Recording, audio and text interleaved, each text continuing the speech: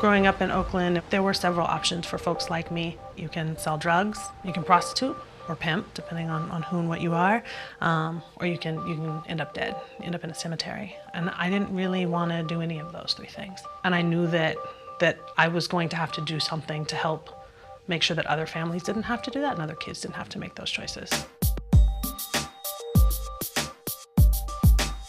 Oakland is the second most diverse city in the nation. The democratic process that has existed previously didn't reach out to people of color and immigrants. I don't know what the expectation can be for our young people to go on and be productive members of society when the bottom line is that we put more money into prisons than we do into funding California's education system. We have to redefine what the role of government is in our lives. We believe in creating an authentic local democracy, and the biggest part of that is having full participation. Hi, how you doing? My name is Etam. My name is Asia. Hi, my name is Earl Thomas. My name is Precious. I'm calling from Oakland Rising. I'm calling from Oakland Rising on behalf of California Action Fund. Our work is to make sure that people are informed, engaged, and educated, and we do the mobilization to make sure that they get to the polls. 2007, there were 204,000 registered voters. Of that, 143,000 of them were unlikely and occasional voters. And of that, about 99,000, just under 100,000, were from low-income immigrant and communities of color. So we know that the majority of folks who are showing up to Oakland polls are whiter, wealthier, more educated voters. But the majority of the votes, the real power of the vote is rooted in low-income communities of color in East and West Oakland in the Flatlands. How you doing? My name's Sabrina. I'm with Oakland Rising. This is a statewide effort for us to make sure everybody...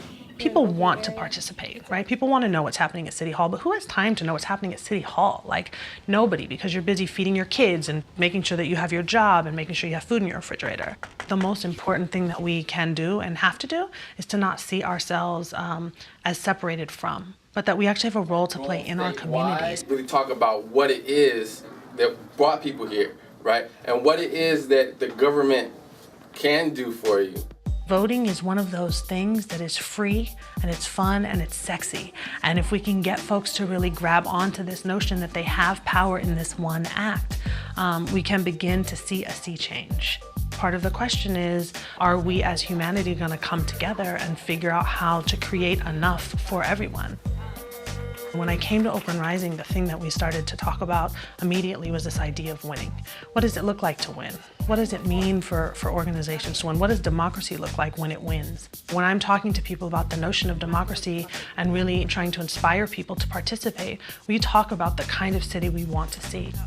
As a 32-year-old single mom, born and raised in Oakland, to be able to use all of the skills and experiences that I have from growing up here to work I've done organizing for my own community, and to do work that aligns with my real values is super powerful.